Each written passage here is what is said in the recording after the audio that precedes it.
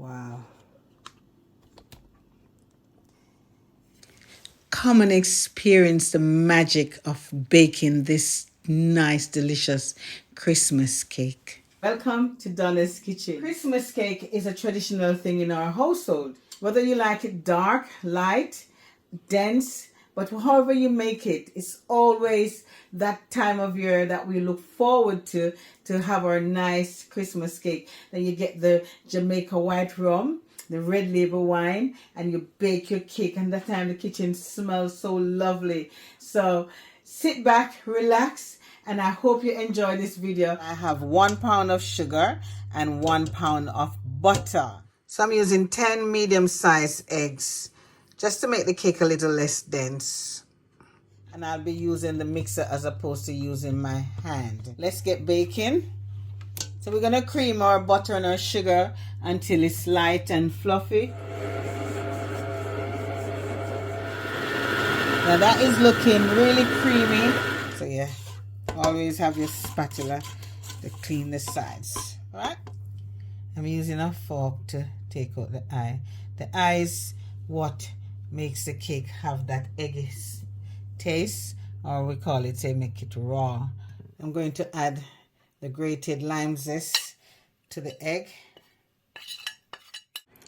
A bowl of egg mixture that I already whisked beforehand. So it's time to add it to the butter and sugar and continue with baking. So add a little bit at a time when you're adding your eggs and slowly mix. Just keep adding. Now that is looking really creamy. And in here is the fruits. I'm going to puree that. I've added a little bit of vanilla, almond, and rose water, some rum and some wine. Although it's been soaking for years, I still add a little bit so I can have it all seasoned before it goes into the cake mixture. So I'm going to puree that now and have it ready.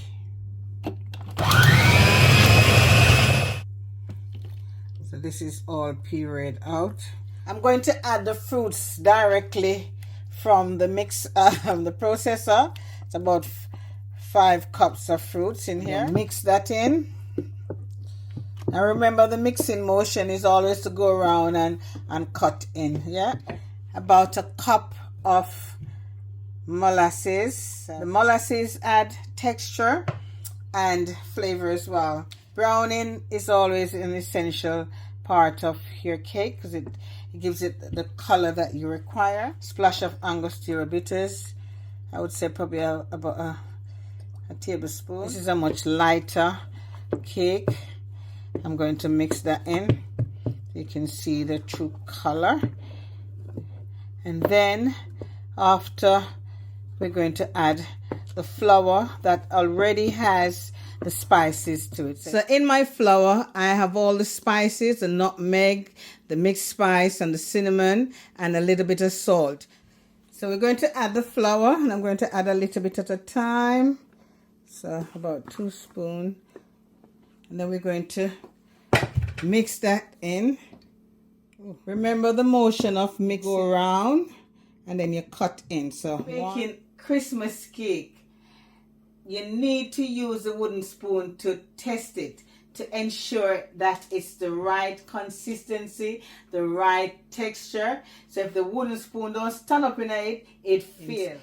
Leave an inch at the top so it has space when it rises. So now that your cakes are finished and ready for the oven, you need to ensure that your oven would have been preheated to about 350 degrees.